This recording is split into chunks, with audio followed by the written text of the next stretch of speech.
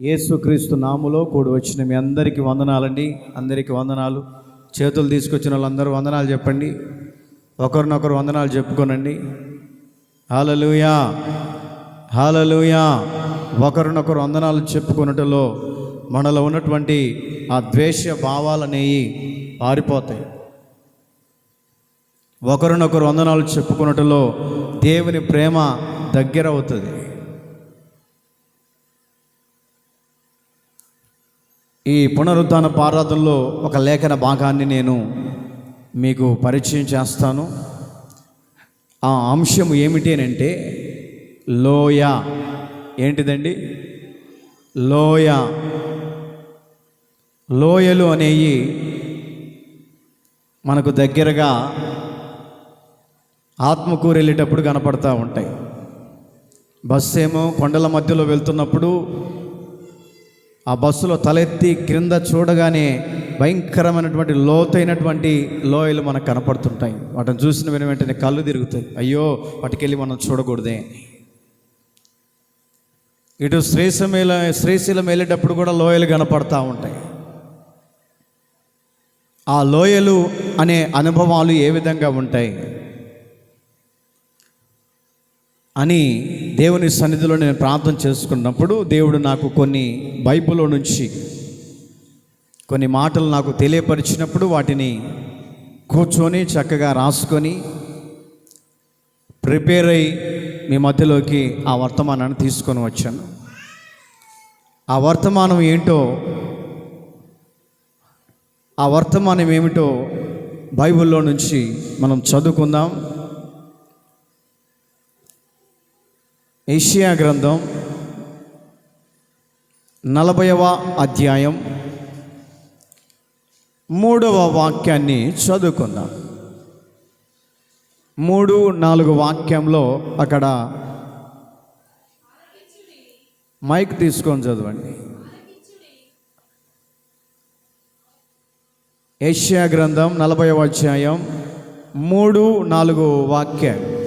ఆలకించు, అడవిలో ఒకడు ప్రకటించుచున్నాడు. ఎట్లనగా అరణ్యములో యెహోవా మార్గమున సిద్ధపరచుడి, ఎడారిలో మా దేవుని రాజ్య మార్గము సారాళము చేయండి. ప్రతి లోయను ఎత్తు చేయవలను, ఎత్తు చేయబడెను. ప్రతి పర్వతమును ప్రతి కొండను అణచవలను. వంకరవి చక్కగాను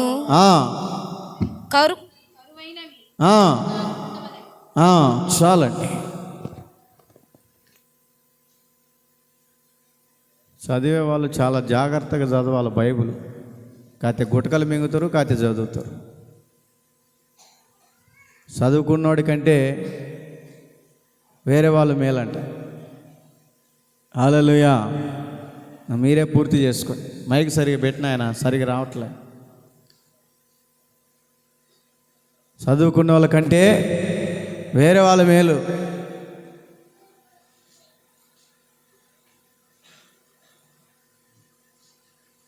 బైబిల్ చదివేటప్పుడు చాలా క్లుప్తంగా క్షుణ్ణంగా చదవాలి.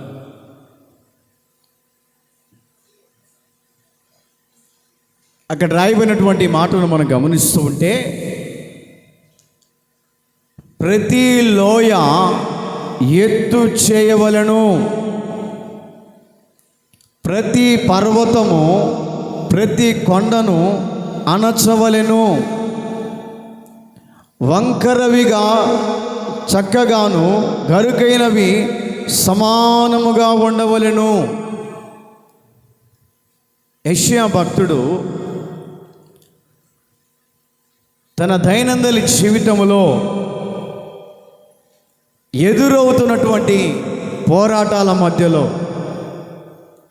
ఎదురవుతున్నటువంటి శోధనల మధ్యలో, ఎదురవుతున్నటువంటి ప్రతి విధానాల మధ్యలో ఆ వ్యక్తి వాటిని ఎదుర్కొంటూ,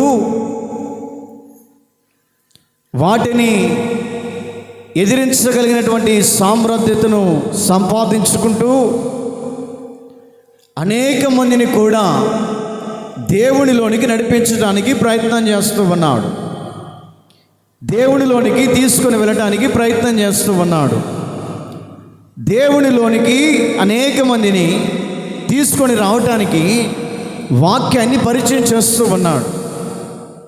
ఏమిటి ఆ మాటలు, ఏ విధమైనటువంటి మార్గాలు, ఎటువంటి పరిస్థితుల మధ్యలో ఆ వ్యక్తి ఉండి వారిని నడిపించాలని కోరుకుంటూ ఉన్నాడో అక్కడ రాయబడినటువంటి మాటను గమనిస్తూ ఉంటే, ప్రతి లోయ ఎత్తు చేయబడాలి,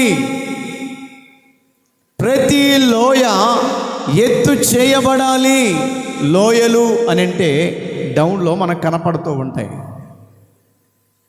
లోయ అంటే ఏమండి, చాలా డౌన్లో మనకు కనపడుతూ ఉంటాయి. లోతైనటువంటి విధానం, లోతైనటువంటి మార్గాలు. ఆ లోయను చూసిన వెంటనే ఏమండి, చాలామందికి భయం వేస్తూ ఉంటుంది. కారణం ఏంటంటే ఏమండి, ఆ రహదారి గుండా వెళ్ళేటప్పుడు ఒకవేళ బస్సు జారి పడిపోతుందేమోనని చెప్పేసి చాలామంది బస్సులో ఉన్నటువంటి వాళ్ళు కళ్ళు మూసుకుంటారు. ఎందుకనంటే ఆ లోయను చూడలేక భయక్రాంతులై భయముతో వణుకుతోటి ఏమండి ఆ లోయలు దాటినంత వరకు ప్రయాణం చేస్తూనే ఉంటారు కళ్ళు మూసుకొని. ఆత్మీయ జీవితంగా ఎదుగుతున్నటువంటి మనము కూడా లోయలు లాంటి అనుభవాలు, లోయలు లాంటి విధానాలు, మన ఆత్మీయ జీవితము కూడా లోయలు లాంటి విధానాల్లో కృంగిపోయినటువంటి స్థితిగతుల మధ్యలో, దారి తప్పినటువంటి స్థితిగతుల మధ్యలో, నలిగినటువంటి స్థితిగతుల మధ్యలో ఆత్మీయ జీవితం కృంగిపోయి దీనస్థితిలో ఉండి దేవునికి దూరం అయిపోయి ఏమని దేవుని ఆశీర్వాదానికి దూరం అయిపోయి, దేవుని మార్గాలకు దూరం అయిపోయి, దేవునికి సంబంధించినటువంటి విధానాలకు దూరం అయిపోయినటువంటి నీ లోయ అనబడుతున్నటువంటి స్థితిని ఏమి చేయాలంటే ఎత్తు చేయబడాలి, ఎత్తు చేయబడాలి. ఎందుకు ఎత్తు చేయబడాలంటే నీ ఆత్మీయ జీవితము ఎత్తు చేయబడాలని. ఎందుకనంటే నీవు దినదినము వాక్యము ద్వారా అభివృద్ధి చెందాలి అని. లోయల లాంటి స్థితిగతుల మధ్యలో ఉండకూడదు, లోయల లాంటి పద్ధతుల మధ్యలో ఉండకూడదు. ఎటువంటి పరిస్థితుల మధ్యలో ఆ లోయలు అనబడుతున్నటువంటి విధానాలను నడిపించబడుతున్నప్పుడు ఆ విధానాల నుంచి నీవు పైకి రావటానికి అక్కడ రాయబడినటువంటి మాట గమనిస్తూ ఉంటే ఏమండి, వంకర మార్గములను ఏం చేయాలంటే ఏమండి, చక్కగా గరుకైనటువంటి వాటిని చక్కగా ఉండవలను. గరుకైనటువంటి విధానాలు దేవుని ఏమండి విధానాలు నడిపించబడుతున్నప్పుడు గరుకైనటువంటి విధానాలు ఎదురవుతూ ఉంటాయి. లోయలు లాంటి విధానాలు కనపడుతూ ఉంటాయి. లోయలు లాంటి ఏమండి పరిస్థితుల మధ్యలో, ఆ గరుకైనటువంటి పరిస్థితుల మధ్యలో, మార్గము సక్రంగా లేని పరిస్థితుల మధ్యలో, దీనస్థితిలో నీ ఆత్మీయ జీవితం కృంగిపోతున్నప్పుడట ఆ ఆత్మీయ జీవితాన్ని ఏమండి ఎత్తు చేయబడాలి. ఆత్మీయ జీవితాన్ని పరిపూర్ణము చేసుకోవాలి. ఆత్మీయ జీవితంలో మనం ఒక డెవలప్మెంట్ కలగాలి. ఏమండి కొద్దిగా ఉన్నటువంటి ఆత్మీయ జీవితం ఏమండి పరిపూర్ణంగా దేవునిలో నిలబడేటట్లుగా, దేవునిలో నిలిచేటట్లుగా, దేవునిలో స్థిరమైనటువంటి మార్గంలో నడిచేటట్లుగా ఆత్మీయ జీవితం ఏమండి రోజుకు వారము నెల మనం ఏం చేసుకోవాలంటే ఆత్మీయ జీవితాన్ని డెవలప్ చేసుకోవాలట. ఆత్మీయ జీవితంలో డెవలప్ కావాలి. మొదటిగా ఉన్నటువంటి స్థితిని మర్చిపోయి ఏమండి దేవుడిలో నువ్వు ఇంకా పరిపూర్ణంగా ఎదగటానికి మనం ప్రయత్నం చేస్తూ ఉండాలన్న. అందుకనే భక్తుడైనటువంటి ఆ యొక్క యెషయా గ్రంథకర్త అంటాడు, ప్రతి లోయ ఎత్తు చేయబడాలి. ఆత్మీయ జీవితం తిన్నగా ఉన్నటువంటి ఆత్మీయ జీవితంలో నుంచి సంపూర్ణ ఆత్మీయ జీవితంలోనికి నడిపించబడాలి. ఏమండి ఇప్పటి వరకు ఆత్మీయ జీవితం తక్కువగా ఉంది మనకు. ఏమండి, ఇప్పటి వరకు ఆత్మీయ జీవితంలో మనము సన్నగిల్లిపోయాం.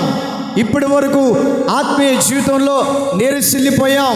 ఇప్పటి వరకు నడిపించే నాయకుడు సరైనటువంటి విధానం లేక ఏమండి ఆత్మీయ జీవితంలో సల్లబడిపోయి, ఆత్మీయ జీవితంలో ఏమండి నీరసిల్లిపోయి, ఏమి భక్తి చేద్దాములే, ఏమి దేవుని మందిరానికి వెళ్దాములే, ఏమి దేవుని ఆరాధన చేద్దాములే, నడిపించే విధానమే సకరంగా లేనప్పుడు ఏమి వెళ్దామని ఆత్మీయ జీవితాన్ని నువ్వు ఇప్పటి వరకు సల్లపరుచుకున్నావు.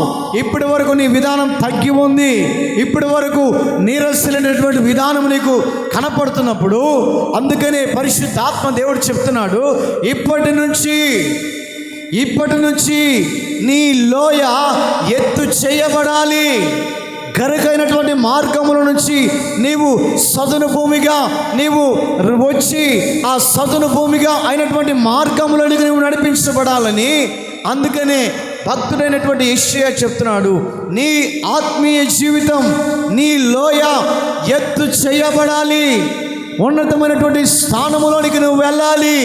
ఏమండి, దీన స్థితిలో నుంచి దీన స్థితిలో ఉన్నటువంటి నీ ఆత్మీయ జీవితం అట ఏమండి దినదినము సంపన్న స్థితిలోనికి పోవాలంట. ఎలాగ పోవాలి? ఏ విధమైనటువంటి మార్గాల్లోనికి వెళ్తే ఆత్మీయ జీవితం డెవలప్ అవుతుంది అంటే ఏమండి, దేవుని సన్నిధిలో నమ్మకత్వాన్ని సంపాదించుకునేవారిగా, దేవుని సన్నిధిలో నమ్మకమైన వాడిగా, దేవుని సన్నిధిలో నమ్మకమైనటువంటి విశ్వాసిగా, దేవుని దగ్గర మనము మన యొక్క జీవితాన్ని దేవునికి అంటుకట్టుకొని, అయ్యా నా పయనాన్ని నీవే కొనసాగించని దేవుని దగ్గర మన ఆత్మీయ జీవితాన్ని అప్పగించుకోవాలి. దేవుని దగ్గర మన ఆత్మీయ జీవితాన్ని అప్పగించుకున్నప్పుడు ఆ దేవుడు మనల్ని ఏ దిశకు తీసుకొని పోవాలో ఆ దిశకు తీసుకొని వెళుతూ ఉంటాడంట. ఆ దిశకు తీసుకొని పోతూ ఉంటాడు. ఏమండి, యేసుక్రీస్తు ప్రభుల వారు కూడా ఏమండి ఆ యోహాను విషయంలో గమనించుకుంటూ పోతే రాబోయే ఉగ్రత విషయంలో యోహాను తెలియపరుస్తూ ఉన్నాడంట. ఆత్మీయ జీవితాన్ని డెవలప్ చేయడానికి బాప్టిజం ఇచ్చి యోహాను ఏమని అక్కడికి వచ్చి కొన్ని మాటలు వివరిస్తూ ఉన్నాడు. చదవండి ఆ మాటను. లూకాసు వర్తమానం 3వ అధ్యాయం 3వ వాక్యం నుంచి చదువుకుంటూ పోతే అక్కడ చక్కటి మాటలు రాబోయే ఉగ్రత విషయంలో నుంచి తప్పించబడటానికి కొన్ని మార్గాలు అక్కడ రాస్తూ ఉన్నాడు. లూకాసు వర్తమానం 3వ అధ్యాయం 3వ వాక్యం. అంతటా అతడు వచ్చి పాపక్షమాపణ నిమిత్తము మారు మనస్సు విషయమైన బాప్తీసము పొందవలెనని యోర్దాను నది ప్రదేశమందంతటా ప్రకటించుచుండెను. ప్రకటన చేస్తా ఉన్నాడు. ఎందుకు ప్రకటన చేస్తున్నాడో తెలుసా? ప్రభు మార్గాన్ని సిద్ధపరచుడి, ఆయన త్రోవలు సరళము చేయుడి. చాలండి. ఆత్మీయ జీవితంలో కృంగిపోతున్నటువంటి వారిని ఒక బలపరచగలిగినటువంటి మాట, ఒక ఉత్తేజపరచగలిగినటువంటి మాట యోహాను వచ్చి అనేక మందిని దేవుని వైపు నడిపించడానికి, అనేక మంది లోయల లాంటి దీనస్థితిలో ఉన్నటువంటి వారిని, ఆత్మీయ జీవితంలో కృంగిపోతున్న వారిని, ఆత్మీయ జీవితంలో నీరసిల్లుతున్నటువంటి వారిని యోహాను వచ్చి ఒక్కొక్కరిని బలపరుస్తూ ఉన్నాడు. రాబోయే ఉగ్రత నుంచి నీవు తప్పించబడాలి అంటే ఒక సువార్తను చెబుతున్నాడు. రాబోయే ఆ యొక్క ఉగ్రతల నుంచి నీవు తప్పించబడటానికి, రాబోయే ఆ యొక్క లోయలను పడకుండా, రాబోయే ఆ శోధలను పడకుండా, రాబోయే ప్రమాదాలను పడకుండా, రాబోయే ఉగ్రతల నుంచి తప్పించుకోవడానికి యోహాను ఏమని బాప్తిసం ఇచ్చే యోహానట ప్రజలందరికీ సువార్తను ప్రకటిస్తున్నాడంట. ఎందుకో తెలుసా? లోయ అనబడుతున్నటువంటి నీ దీన స్థితిలో నుంచి సంపన్న స్థితిలోనికి తీసుకురావటానికి, నీ ఆత్మీయ జీవితాన్ని డెవలప్ చేయటానికి, నీ ఆత్మీయ జీవితాన్ని ఉద్రేకపరచడానికి, ఏమండి ఆత్మీయ జీవితంలో నుంచి దినదినము అభివృద్ధి చెందటానికి బాప్టిసం ఇచ్చే యోహానట రాబోయే ఉగ్రతలో నుంచి నీకు తప్పించబడడానికి మార్గాలు చూపిస్తూ ఉన్నాడు. రాబోయే ఉగ్రత నీ మీదకి రాకుండా ఉండటానికి ముందుగానే బాప్టిసం ఇచ్చి యోహాను స్వార్థను ప్రకటిస్తూ ఉంటే యేసుక్రీస్తు ప్రభుల వారు వచ్చారట. అయ్యా, నాకు కూడా బాప్టిసం ఇవ్వు. ఆ రాబోయే ఉగ్రత నుంచి నేను తప్పించబడాలంటే, ఆ రాబోయే ఉగ్రతల నుంచి నేను పడకుండా బయటపడవేయాలంటే నాకు కూడా బాప్టిసం ఇచ్చు. అయ్యో అని అంటాడు, అయ్యా నీకు బాప్టిసం ఇచ్చేంత టోని కాదు నేను. అక్కడ రాయబడినటువంటి మాటలు గమనిస్తూ ఉంటే నీ చెప్పుల మారు విప్పుటకు కూడా నాకు యోగ్యత లేదు. యేసుక్రీస్తు అంటాడు, ఇదిగో నీతి యావత్తు ఇలాగ జరగని.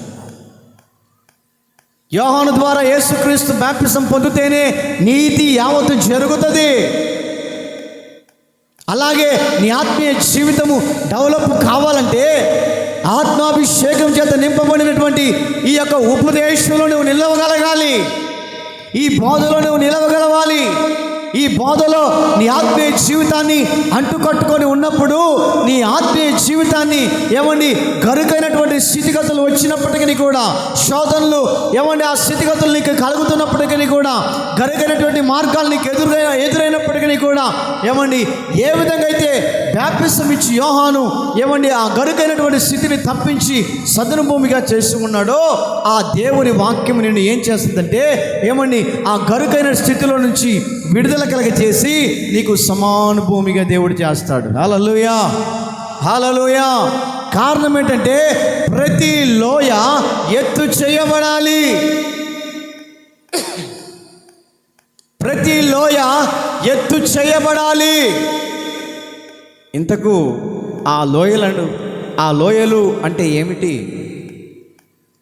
ఆ లోయ అనగా దేనికి సాదృశ్యంగా కనపడుతుంది? ఆ లోయ ఏ స్థితికి మాకు కనపడుతుందని మొట్టమొదటి మాట నేను చెప్తాను. చదువుదాం.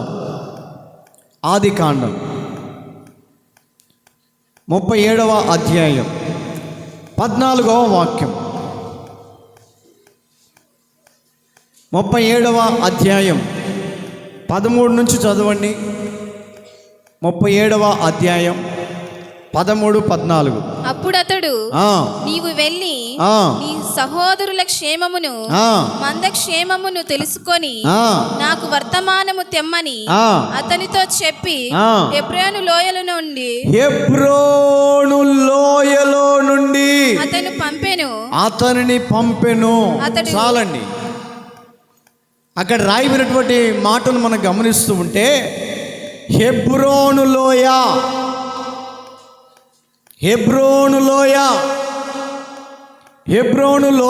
అని అంటే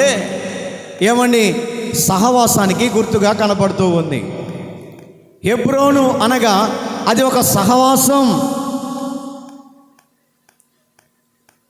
హెబ్రోను లోయ అనగా సహవాసానికి గుర్తుగా కనపడుతూ ఉంది.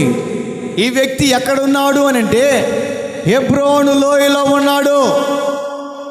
తండ్రి తన అన్నలు ఆ ప్రాంతంలో ఒంటరిగా పనిచేస్తూ ఉన్నారు.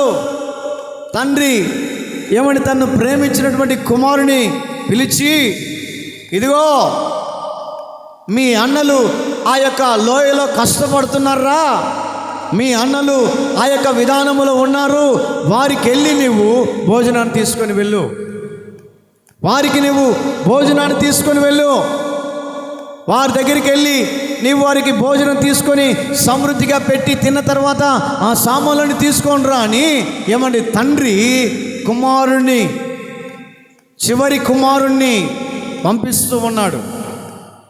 ఈ వ్యక్తి పోతూ ఆ పోతున్నటువంటి సందర్భంలో ఆ యొక్క లోయ ఒకటి కనపడదంట. ఒక లోయ కనపడగానే ఆ లోయను చూసి వెనక్కి వెళ్ళిపోదాం అనుకున్నాడంట. ఆ లోయను చూసి వెనక్కి పారిపోదాము, ఈ లోయలో నేను ఆడవండాను, నా వల్ల కాదు, ఆ లోయలో జారి కింద పడిపోతే నా స్థితి ఏమవుతుంది, ఆ లోయలో పడి నేను చనిపోతే నా పరిస్థితి ఏమవుతుంది, కాళ్ళు ఇరుగుతాయేమో, చేతులు ఇరుగుతాయేమో, ఏమండి కాళ్ళని ప్యాచ్ అయిపోతాయేమని ఈ వ్యక్తి భయపడుతూ ఏం చేయాలో అర్థము కాక ఏ స్థితిగతుల మధ్యలో వెనక్కి వెళ్ళిపోదామంటే నాన్న అరుస్తాడేమో, వెనక్కి వెళ్ళిపోదామంటే తండ్రి అరుస్తాడేమో, నాయనా అన్నలు ఆకలితో అలమటిస్తున్నారా, ఎందుకు తిరిగి వచ్చామని చెప్పేసి అంటారేమోనని చెప్పేసి ఆ వ్యక్తి ఏం అర్థం కాక అర్థం కాక ఆ హెబ్రోను లోయలోనికి ఆ వ్యక్తి వెళ్ళాడంట. హల్లెలూయా. హెబ్రోను లోయ అనగా సహవాసానికి గుర్తుగా కనపడుతూ ఉంది. సహవాసం అనంటే ఏమండి నా ప్రియ దేవుని బిడ్డలారా, ఈ వ్యక్తి అన్నల సహవాసాన్ని కోరుకున్నాడు. ఈ వ్యక్తి అన్నల సాంగత్యాన్ని కోరుకున్నాడు. ఒకే కుటుంబానికి చెందిన వ్యక్తులు, ఒకే తల్లికి పుట్టినటువంటి పిల్లలు, ఒకే తండ్రికి పుట్టినటువంటి పిల్లలు ఆ వ్యక్తి విషయంలో అన్నల దగ్గర ఈ వ్యక్తి సహవాసాన్ని కోరుకోవటానికి వెళితే ఈ మనిషిని దగ్గరికి రానివ్వట్లేదు, ఈ వ్యక్తిని దగ్గరికి రానివ్వట్లేదు. ఎందుకో తెలుసా? ఒక రోజున ఒక కళ వచ్చిందంట. ఈ వ్యక్తికి కళ వచ్చి అన్నలతో చెప్తున్నాడు, అన్నా మీ విషయంలో నాకు ఒక కళ వచ్చింది, అని అంటే ఏంటో చెప్పురా అన్నాడు. అన్నలందరూ తమ్ముడి మీద బాగా కోప్పడేవాళ్ళండి.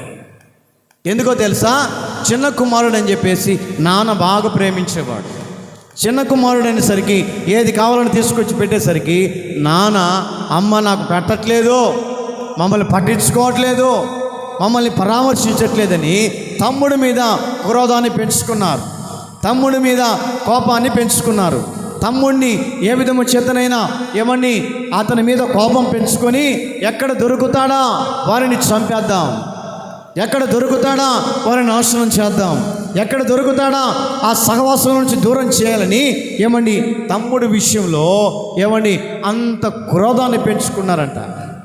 అంత కోపాన్ని పెంచుకున్నప్పుడు ఆ అన్నలు ఎదురుపడినప్పుడు అన్నల దగ్గరికి వెళ్ళి చెప్తున్నాడు, అన్నా ఈ విషయంలో నాకు కల వచ్చింది అంటే ఏంటో చెప్పురా అన్నట. నీ పనులన్నీ నా కాళ్ళ కింద తలదించుకొని ఉన్నాయి అన్నట. కోపం వచ్చింది. రే ఇప్పటికే నాన్న నిన్ను ప్రేమిస్తున్నాడు, నన్ను మమ్మల్ని దగ్గరికి తీయట్లేదు, కోపం వస్తూ ఉంటే మేమందరము నీ కాళ్ళ దగ్గర తలదించుకొని ఉండాలనా? నేను మీ దగ్గర కాళ్ళ దగ్గర తలదించుకొని మేమందరం ఉండాలన్నానంటే లేదన్నా నాకు దేవుడు చూపించిన కలన్నా ఇది, దేవుడు నాకు కల చూపించాడు. యేసేపు చెప్తున్నాడు మీ పనులన్నీ నా కాళ్ళ దగ్గర తలదించుకొని ఉన్నాయని చెప్తుంటే యేసేపు మీద క్రోధాన్ని పెంచుకున్నాడు. యేసేపు మీద అన్నలందరూ క్రోధాన్ని పెంచుకున్నారు, కోపం పెంచుకున్నారు. ఏ విధము చేతనైనా ఈ వ్యక్తిని చంపాలని, ఏ విధము చేతనైనా ఇతనిని హతము చేసి నాన్న ప్రేమించుతున్నటువంటి కుమారుడు కాబట్టి వీరిని చంపేస్తే మనలందరినీ దగ్గరికి తీస్తాడని క్రోధముతోటి సహవాసానికి దూరం చేయాలనుకున్నారంట. ఈ యొక్క యేసేపు నడుచుకుంటూ హెబ్రోను అనబడుతున్నటువంటి సహవాసములోనికి వచ్చాడు. హెబ్రోను అనబడుతున్నటువంటి సహవాసములో ఎవరున్నారంటే హెబ్రోను సహవాసములో ఎవరున్నారంటే యేసు క్రీస్తు ప్రభువైనటువంటి దేవుడు యెహోవా దేవుడిగా ప్రత్యక్షమై ఆ యొక్క హెబ్రోను సహవాసములో ఐక్యతతో కూడినటువంటి సహవాసములో ఏ విధము చేతనైనా యేసేపును కాపాడటానికి, యేసేపును బ్రతికి బట్టకట్టడానికి దేవుని యొక్క సహవాసం అనబడుతున్నటువంటి ఆ సహవాసానికి యోసేపట అంటుకట్టుకొని ఉన్నాడు. యేసేపు సహవాసానికి అంటుకట్టుకొని ఉన్నాడు. నా ప్రియ దేవుని బిడ్డలారా, దేవుని బిడ్డలుగా పిలువబడుతున్నటువంటి మనం, దేవుని విశ్వాసులుగా పిలువబడుతున్న మనం ఒక సహవాసపు మార్గంలో మనం ఉంటే, మనము ఒక సహవాసంగా మనం నిలిచి ఉంటే ఏ అపవాది నీ దగ్గరికి రాలేడు. ఒక సహవాసంగా నీవు నిలిచి ఉన్నప్పుడు ఒక సహవాసానికి చెందిన వ్యక్తిగా నిలబడ్డావు కాబట్టి ఏ వ్యక్తి నీ దగ్గరికి వచ్చి దాడి చేయలేడు. కారణం ఏంటో తెలుసా?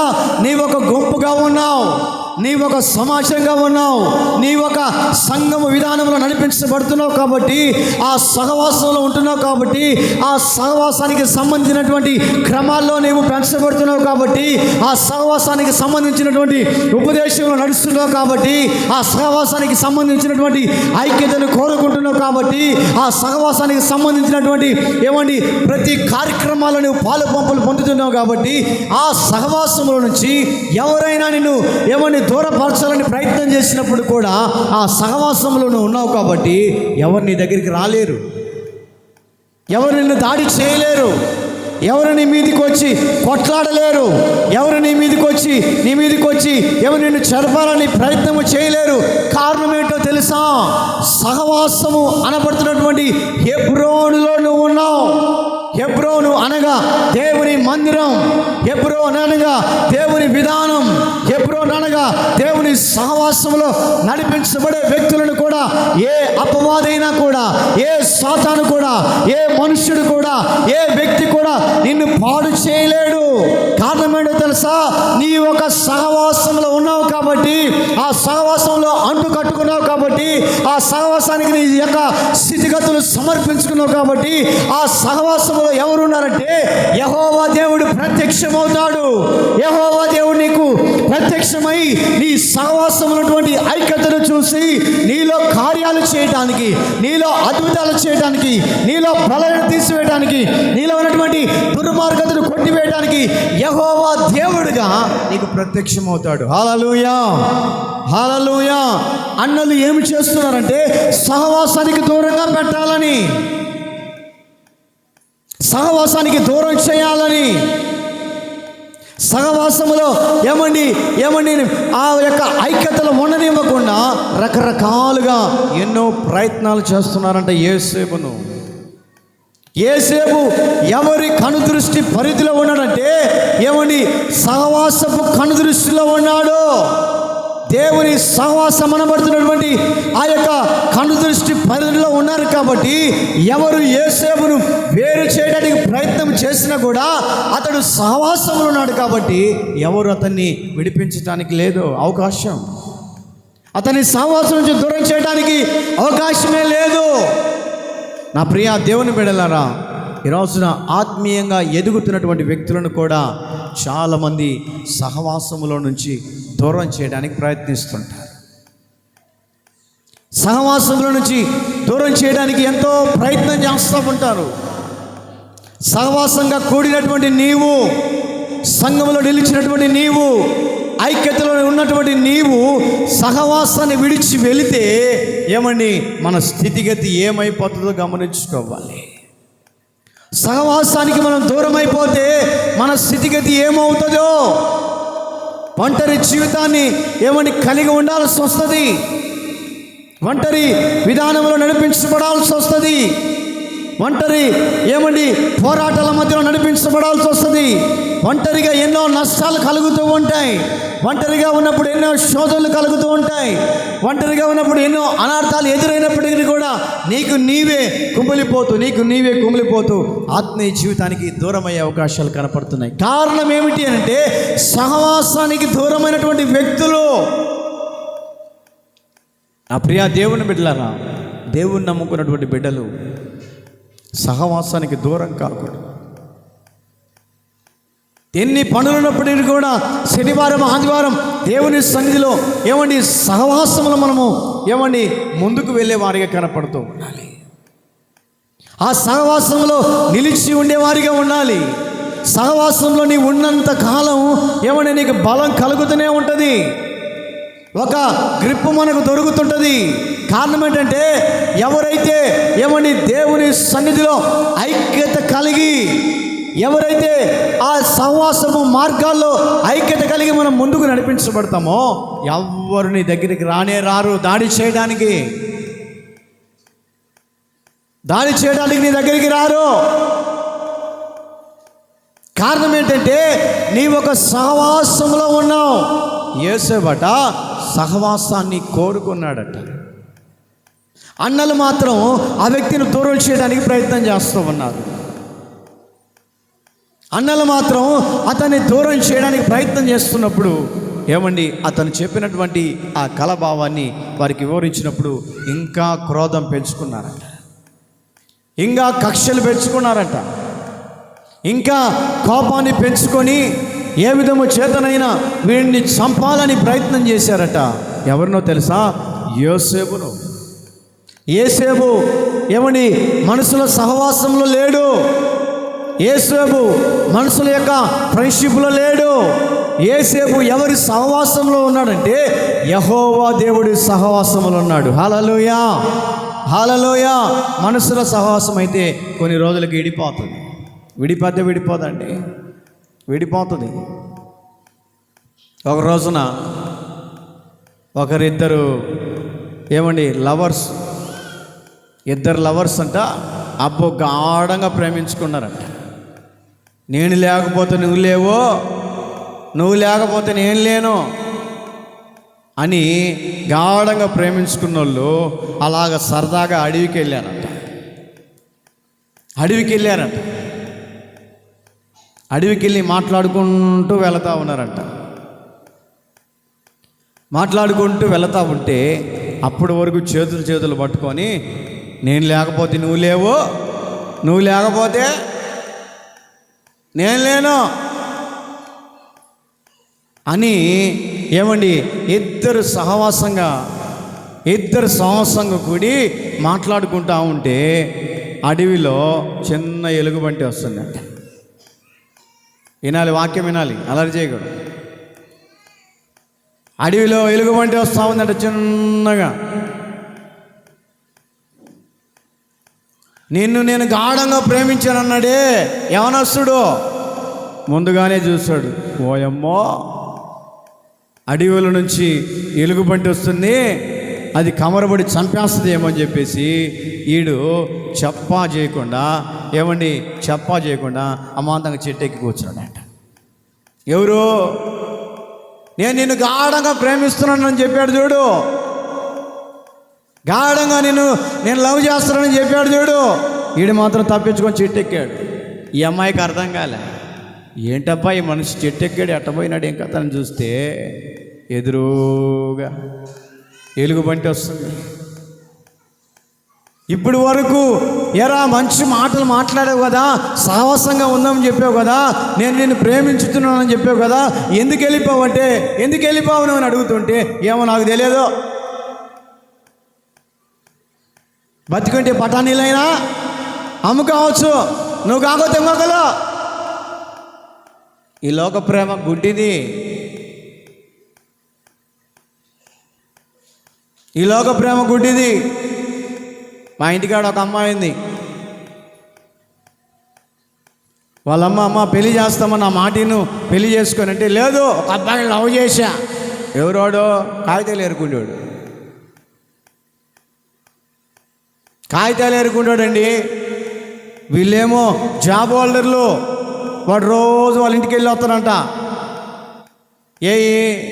పాత బాటిళ్ళు ఏదన్నా ప్లాస్టిక్ ఏమి దొరికితే అవి తీసుకొని సంచులు వేసుకొని పోతా ఉంటే వాడిని చూసి లవ్ చేసిందేమో. డబ్బున్న వాళ్ళు వాడే కావాలా నాకు, వాడు లేకపోతే నేను చచ్చిపోతా చెప్పారు. తల్లిదండ్రులు చెప్పారు, ఇనుకోలే. అమ్మా సహవాసం మంచిది కాదు, నా మాటిను అంటే లేదు, వాడే పెళ్లి చేసుకుంటా, నీ కర్మ అని చెప్పేసి వదిలేస్తే వాడు కాగితాలు ఏరుకునేది కాక ఈ అమ్మాయి కూడా కాగితాలు ఏరుకొని తిరుగుతుంది. తల్లి రానిలే, తల్లిదండ్రులు రానిలే, నీ కర్మ. ఇద్దరు కాగితాలు ఏరుకొని సంచి తెలుసుకొని తిరుగుతూ ఉన్నారు.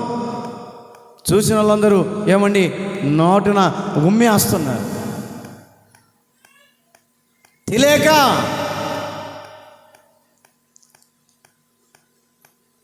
ఈ వ్యక్తి ఏమండి చిన్నగా చెట్టు ఎక్కేసి పైకి ఎక్కేసాడు.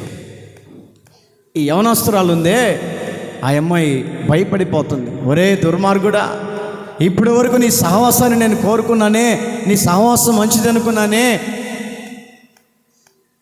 నీవు నన్ను గాఢంగా ప్రేమించావనుకుని ఎందుకు నన్ను ఇలాగ చేస్తావని చెప్పేసి ఏం చేయాలో అర్థం కాక ఏమండి ఎలుగుబంటి వస్తూ ఉంటే మాంతంగే కింద అలాగనే పడుకొని ఏమండి ఆ యొక్క శ్వాస అంతా బిగించుకొని అట్లాగే పడుకుందంట. అలాగే పడుకుందంట. ఎలుగుబంటికి ఒక అలవాటు ఉంది, సచ్చిన శవాన్ని తినదు పొరపాటునే. మీకు తెలుసో తెలియదు, సచ్చిన శవాన్ని పొరపాటునే తినదు. ఈ ఎలుగుబంటి దగ్గరకు వచ్చి ఈ అమ్మాయి శ్వాస బయటికి రానివ్వకుండా బిగ పట్టుకొని అలాగే పట్టుకొని ఏమంటే కళ్ళు మూసుకొని సచ్చిన శవమాల పడిందంట. దగ్గరికి వచ్చి శ్వాస గమనించిందంట, కనపడట్లే, శ్వాస రావట్లే. కడుపు నిండా తిందాం ఆహారం అనుకొని వస్తే చచ్చిపోయిన శవం ఇది అని ఏమండి చెవు దగ్గరికి వచ్చి ముక్కు దగ్గరికి వచ్చి చూసి వాసన చూసి వెళ్ళిపోయిందంట. వెళ్ళిపోయిన వెంటనే వాడు పైనుంచి దిగి వచ్చాడంట. ఎవడీడో? ప్రేమికుడు. వాడు వచ్చి అడుగుతున్నంట, ఇదిగో ఎలుగుబంటి ఏం మాట్లాడింది నీ దగ్గరికి వచ్చి చెవులో ఏందో చెబుతుంది కదా అంటే, ఎవరితో సాహసం చేసినా నీతో చేయబాకమన్నాడంట. సభలు కొట్టు గట్టిగా. హల్లెలూయా, హల్లెలూయా. ఎవరితో సాహసం చేసినా నీతో చేయబాకమన్నాడు రా, దుర్మార్గుడు పో అని చెప్పేసి వదిలేసి వెళ్ళిపోయిందంట. ఎందుకనంటే ఈ లోక సహవాసాలు అనేవి ఏమని కొన్ని రోజులకు తెగిపోతాయి. లోకంలో ఉన్నటువంటి ఆ యొక్క ఫ్రెండ్షిప్ అనేది ఏమని ఏదో ఒక గొడవల మధ్యలో, ఏదో ఒక తగాదాల మధ్యలో, ఏదో ఒక అవరోధాల మధ్యలో ఏమండి ఆ సహవాసం అనేది దూరంగా వెళ్ళిపోతుంది. కానీ మన దేవుడి యొక్క సహవాసం ఏ విధంగా ఉంటుందంటే ఎల్లప్పుడూ స్థిరంగానే కనపడుతుంది. అందుకనే యోసేపును గమనిస్తూ ఉంటే హెబ్రోను అనబడుతున్నటువంటి లోయలోనికి వచ్చాడు. హెబ్రోను అనబడుతున్నటువంటి సహవాసాన్ని ఎన్నుకున్నాడు. హెబ్రోను అనబడుతున్నటువంటి సహవాసంలో నిలిచి ఉన్నాడు. కాబట్టి ఒకవేళ అన్నలు దూరం చేసినప్పటికీ కూడా, అన్నలు త్రోసిపుచ్చినప్పటికీ కూడా, అన్నలు చంపివేయాలని ఏమండి నీరు లేని బావిలో పడవేసినప్పటికీ కూడా అతని యొక్క సహవాసము దేవునితో ఉన్నది. కాబట్టి రాజు దగ్గర నిలిచాడు. చప్పలు కొట్టి గట్టిగా హల్లెలూయా, హల్లెలూయా. రాజు అతన్ని తీసుకొని వెళ్ళి రాజు కింద అసిస్టెంట్గా పెట్టుకుంటున్నప్పుడు ఏమండి ఆ ఊరిలో కరువు వచ్చినప్పుడు ఏమండి ఈ అన్నలట ఆ ఊరికి వెళ్ళారట. ఎందుకో తెలుసా? ఆ యొక్క దేశంలో ఆహారం సమృద్ధిగా ఉంది. మా తమ్ముడు లాస్ట్ రోడ్ చనిపోయాడు అనుకున్నారు. మేము వాడిని గోతిలో పడేసాం కదా, బావిలో పడేసాం కదా, వాడు ఎప్పుడో చచ్చిపోయి ఉంటాడు, శవమైపోయి ఉంటాడని ఏమని వారు అన్నలు మర్చిపోయినప్పటికీ కూడా దేవుని సహవాసంలో ఆ వ్యక్తి ఉన్నాడు. కాబట్టి రాజుగారు చూసి తీసుకెళ్ళి తన రాజ ఆస్థానంలో కూర్చోబెట్టుకొని దగ్గర ఏమండి అసిస్టెంట్గా పెట్టుకొని, ఇదిగో ఫలానా దేశాల నుంచి ఆహారం కోసం వస్తారు, వాళ్ళందరికీ నువ్వు పంచిపెట్టు. అనేక మంది వచ్చి యోసేపు దగ్గరికి వచ్చి ఏమండి ఆహారాన్ని తీసుకొని వెళుతున్నారంట. ఈ వ్యక్తి చూస్తున్నాడంట, మా దేశంలో కరువు వచ్చింది కదా, మా అన్నలు ఎక్కడికి వెళ్ళారు, ఏం చేస్తున్నారు, మా అన్నలు ఏం చేస్తున్నారు, ఉన్నారా, చనిపోయారా, కరువుతో బాధపడుతున్నారు, ఇంకా రావట్లేదేందని ఏమండి తమ్ముడు ఎదురు చూస్తూ ఉన్నాడట. ఎదురు చూస్తూ ఉండగానే ఏమండి అన్నలు ఎదురుగా వస్తున్నప్పుడు అన్నలు యోసేపును గుర్తుపట్టలేదు, కానీ తమ్ముడు అన్నలను గుర్తుపట్టాడంట. హల్లెలూయా, హల్లెలూయా. వాళ్ళను చూడగానే వాళ్ళ యొక్క ముఖమంతా వికారంగా మార్చబడిపోయింది. వారి యొక్క విధానాలు వికారంగా మార్చిపోయి చింపిరిగా అయిపోయి ఏదో పోగొట్టుకున్నలాగా ఆకలితో అలమటిస్తూ కరువుల మధ్యలో అన్నలందరూ కనపడుతుంటే యోసేపు గట జాలి కలిగిందంట. వారిని చూడగానే వారి దగ్గరికి వచ్చి, అయ్యా మాకు కూడా సాయం చేయి ధాన్యము అని చెప్పినప్పుడు యోసేపు కళ్ళమ్మటి నీళ్లు పెట్టుకొని, అన్నలారా నాన్న ఎలాగున్నాడు, ఎవరి స్వరం అని చెప్పేసి తేరి పారి చూడగానే యోసేపు.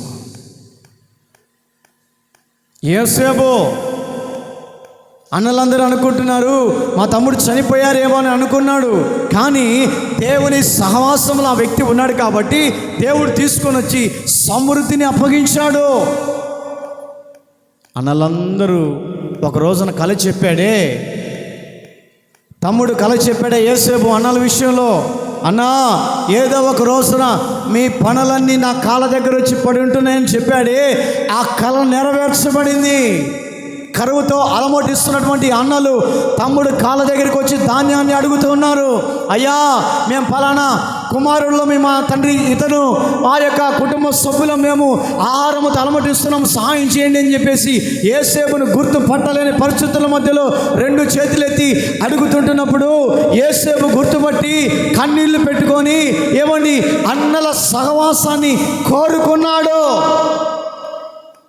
అన్నలు దుర్మార్గ పనులు చేసినప్పటికీ కూడా, అన్నలు ఏమండి అతని వ్యక్తిని నెట్టేసే మార్గంలో చూసినప్పటికీ కూడా, అన్నలు తమ్ముడిని చంపాలని ప్రయత్నం చేసినప్పటికీ కూడా తమ్ముడు ఏమండి ప్రేమ కలిగినటువంటి వాడై, దేవుని విధానంలో సహవాసాన్ని కోరుకున్నటువంటి వాడై, దేవుని మార్గంలో నడిపించబడే వాడై ఉండి దేవుని ప్రేమను కనపరుస్తూ ఉన్నాడండి. అక్కడ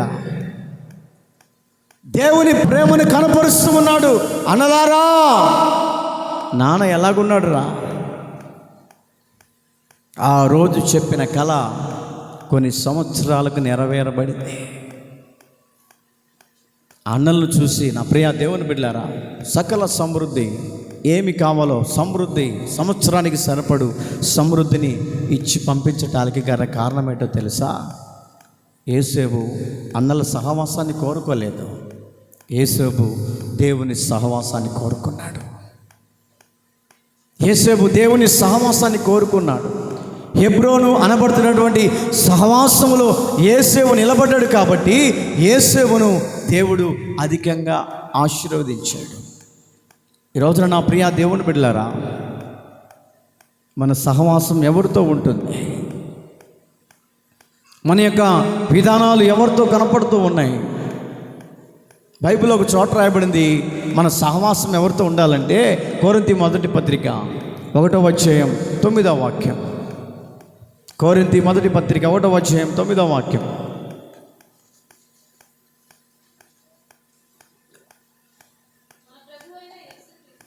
మన ప్రభువైన యేసుక్రీస్తు అను తన కుమారుడైన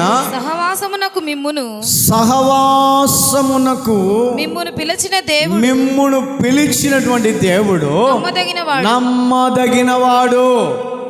మీరు ఎవరి సహవాసములో ఉన్నారు అంటే యేసు క్రీస్తు అనబడుతున్నటువంటి సహవాసములోనికి పిలువబడ్డారు. యేసు క్రీస్తు అనబడుతున్నటువంటి సహవాసములోనికి మీరు పిలువబడ్డారు కాబట్టి ఆయన మిమ్మల్ని ఏం చేస్తారంటే ఈ సహవాసములో స్థిరపరుస్తాడు. ఈ సహవాసములో మిమ్మల్ని బలపరుస్తాడు. ఈ సహవాసములో దేవుని వాక్యంతో మిమ్మల్ని ధైర్యపరుస్తాడు. ఈ సహవాసములో దేవుని యొక్క ఏమని సహవాసం అనబడుతున్నటువంటి సంఘములో నిలిచి ఉన్నావు కాబట్టి ఈ సంఘములో నేను ఏం చేస్తానంటే స్థిరపడేటట్లు చేస్తాడు. ఏమిటి ఆ సహవాసం అంటే హెబ్రోను లోయ అనబడుతున్నటువంటి సహవాసంలోనికి నువ్వు వచ్చావు కాబట్టి ఈ సహవాసంలో దేవుని యొక్క ఆశీర్వాదాన్ని కుటుంబానికి నిలిచి ఉంటుంది. ఈ సహవాసంలోనికి వచ్చినటువంటి నీ జీవితంలో సమృద్ధితో నింపుతాడు. ఈ సహవాసంలో నిలిచిన నీ జీవితంలో సకల సమృద్ధితో నింపి ఆయన ఉన్నతమైనటువంటి కృప చేత నింపి ఆయనకు ఇష్టమైనటువంటి విధానంలోనికి మలుచుకొని ఆ సహవాసములో నేను స్థిరపడేటట్లు చేస్తాడు. కారణం ఏంటో తెలుసా? మిమ్ములు పిలిచినటువంటి దేవుడు ఎవరంటే నమ్మదగిన దేవుడు. హల్లెలూయా, హల్లెలూయా. ఆయన మనల్ని పిలిచినటువంటి దేవుడు ఎవరంటే నమ్మదగిన దేవుడు. మనుషుడైతే నమ్మదగిన వాడు కాదు. మనుషులు నమ్మదగిన వాళ్ళు కాదండి. మనుషుడు మాట ఇచ్చి కొన్ని సందర్భాల్లో మాట తప్పుతుంటాడు. మనుషుడు ఫలానా సహాయం చేస్తానని చెప్పేసి ఏమండి ఆ చేస్తానన్న టయానికి కంటికి కనుమరువైపోతాడు. నేను నీకు ఫలాన్ని ఇస్తానని వాగ్దానం చేసిన వ్యక్తి ఆ రోజుకి నీ కంటికి కనబడడు. కాబట్టి ఎందుకనంటే మనుష్యుడు కాబట్టి. మనుష్యుడు మాత్రం మాట తప్పుతాడు, ఏమండి యేసయ్య మాత్రం మాట తప్పడు. అందుకని అక్కడ రాయబడినటువంటి మాటను గమనిస్తూ ఉంటే మన సహవాసం యేసు క్రీస్తు కుమారునితో మన సహవాసాన్ని అంటుకట్టుకోవాలి. యేసేపు అన్నల సహవాసాన్ని కోరుకున్నాడు, ఆ సహవాసానికి దూరం అయిపోయాడు, దేవుని సహవాసానికి దగ్గరయ్యాడు. కాబట్టి కొన్ని సంవత్సరాలు కరువు తీరా ఆ కుటుంబం పోషించబడటానికి గల కారణం ఏంటంటే యేసయ్య సహవాసాన్ని కోరుకున్నాడట. యేసయ్య సహవాసాన్ని కోరుకున్నాడు. దేవుడు కోరుకున్నటువంటి సహవాసంలో మనం ఉండాలా? దేవుడు కోరుకునని సహవాసంలో ఎంత కాలం ఉన్నా కూడా ప్రయోజనం ఉండదు, నిష్ప్రయోజనమే. ఎంత కోరుకున్నా కూడా నిష్ప్రయోజనమే. దేవుడు కోరుకున్నటువంటి సహవాసంలో నిలిచి ఉంటే ఏమండి దేవుడు మనల్ని ఏం చేస్తాడంటే ముందుకు నడిపించుకుంటూ పోతూ ఉంటాడు, ముందుకు నడిపించుకుంటూ పోతూ ఉంటాడు. ఏమిటా సహవాసం? ఏమిటా సహవాసం? చదవండి అపోస్తుల కార్యం 2వ అధ్యాయం 42వ వాక్యం.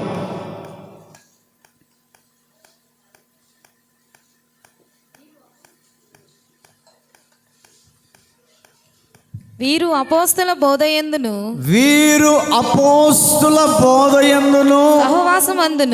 సహవాసమందును రొట్టె విరుచుట యందును ప్రార్థన చేయుట యందును ఎడతెగక ఉన్నారు. ఎవరయ్యా వీరు అనంటే దేవుని బిడ్డలు ఏమండి అపోస్తుల సహవాసాన్ని కోరుకున్నారు. అపోస్తుల సహవాసాన్ని కోరుకున్నారు. అపోస్తుడు ఎవరు అనంటే ఏమండి ఉన్నది ఉన్నట్టుగా ప్రకటించేవాడు. అపోస్తుడు ఎవరు అంటే దేవుడు చెప్పిన మాటలు ప్రకటించే వ్యక్తి.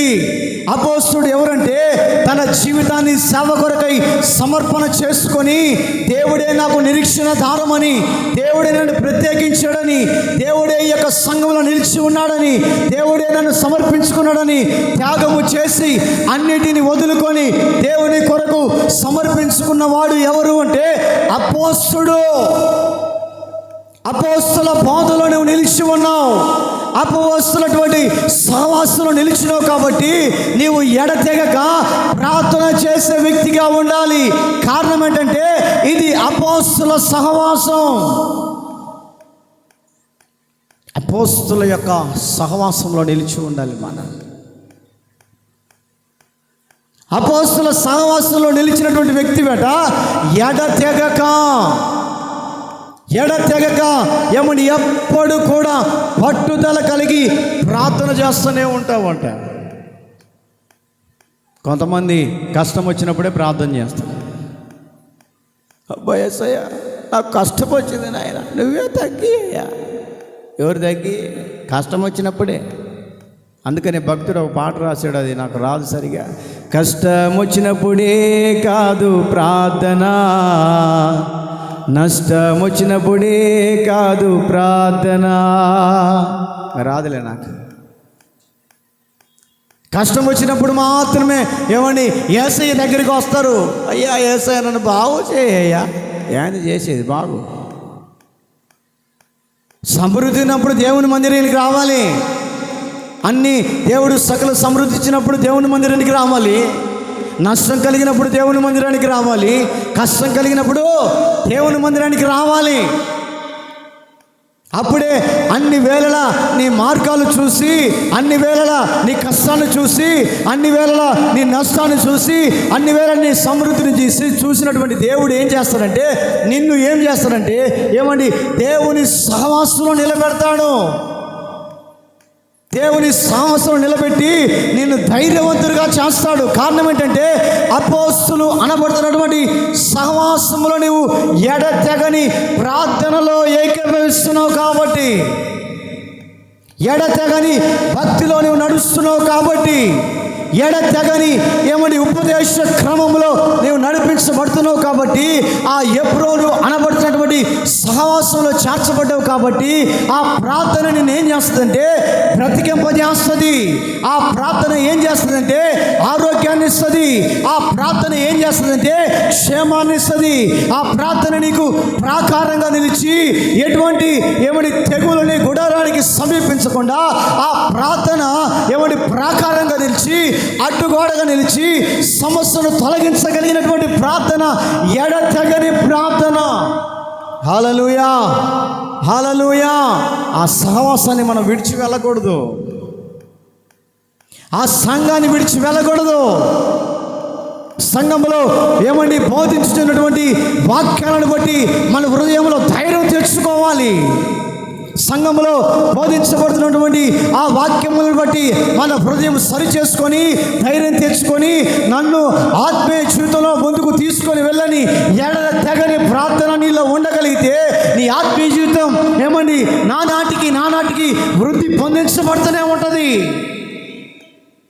నానాటికి నీ ఆత్మీయ జీవితం ముందుకు వెళుతూనే ఉంటుంది. కారణం ఏంటంటే అపోస్తుల సహవాసంలో నిలిచి ఉన్నావు కాబట్టి, అపోస్తుల విధానాలను నడుస్తున్నావు కాబట్టి. అందుకే యేసుక్రీస్తు ప్రభుల వారు అంటారు, నా సహవాసము నా తండ్రితో కూడా. హల్లెలూయా, హల్లెలూయా. నా సహవాసం అయితే మనుషులతో కాదు. మనుషులతో నేను సహవాసం చేయను. బైబిల్లో ఒక చోట రాయబడింది, మనుషులను నమ్ముకున్నట కంటే యెహోవాను ఆశ్రయించడం మేలు. మనుషులను నమ్ముకున్నట కంటే యెహోవాను ఆశ్రయించడం మేలు. మనుషుడు ఏ విషయంలో కూడా మనిషి హృదయంలో మంచిదనం అనేది లేదు. ఏ గోసేన చూసినా కూడా మంచి అనేది తన హృదయంలో లేనప్పటికీ కూడా నమ్మదగినటువంటి దేవుని సహవాసాన్ని కోరుకోవాలా దేవుని బిడ్డ.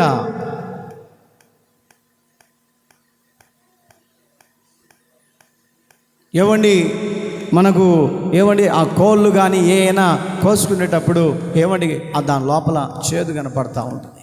కనపడుతుందా కనపడదా అంటారు పెద్దోళ్ళు, అంటారు కోసేట, ఒరే ఆ చేతుని జాగ్రత్తగా తీరే, అది పగిలిపోతే మాంసం అంతా పాడైపోద్ది.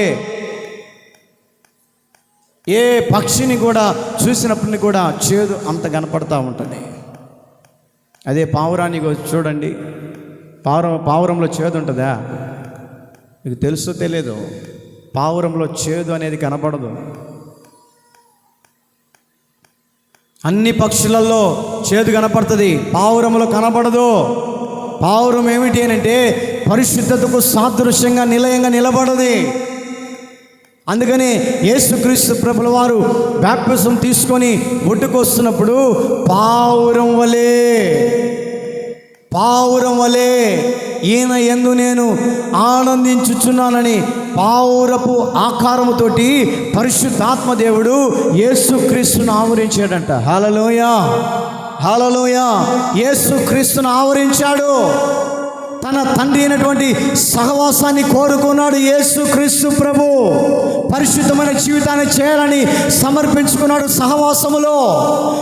యేసుక్రీస్తు అనబడుతున్నటువంటి దేవుడు యెహోవా సహవాసాన్ని కోరుకున్నాడు కాబట్టి, ఆ సహవాసంలో నిలిచి ఉన్నాడు కాబట్టి ఈ రోజున మనము యేసుక్రీస్తు గురించి చరిత్రలుగా మనం చెప్పుకుంటున్నాం. కారణం ఏంటంటే తన సహవాసము తండ్రితో కూడా.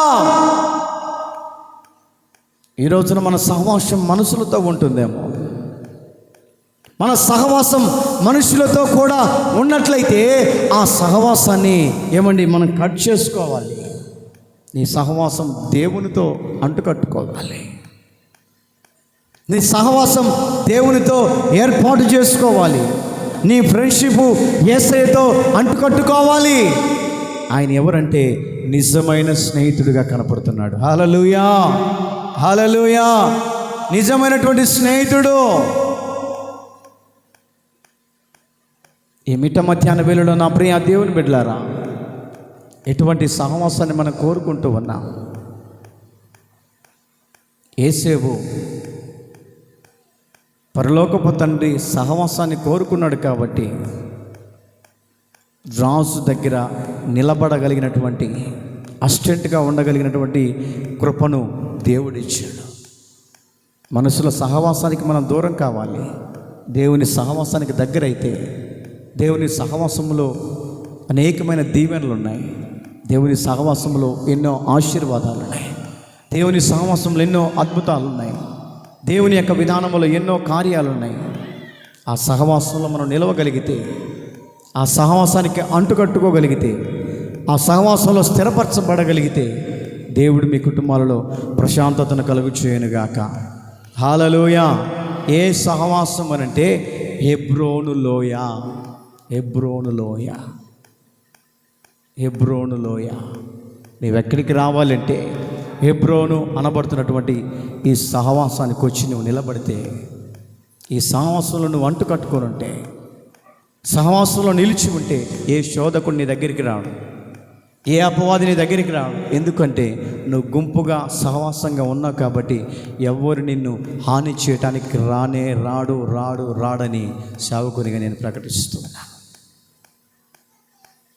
ఇప్పటి వరకు మనుషుల సహవాసాన్ని నువ్వు కోరుకున్నావేమో, మనుషుల సహవాసానికి దూరంగా దేవుని సహవాసానికి నువ్వు దూరం అయితే ఆ సహవాసం మిమ్మల్ని పరలోక రాజ్యానికి తీసుకొని వెళ్ళునుగాక. తలలు వంచండి, కళ్ళు మూయండి, చిన్న ప్రార్థన చేసుకొని ఆ తర్వాత కానుకలు పట్టుకుందాం. తలలు వంచండి, కళ్ళు మూయండి, ప్రార్థన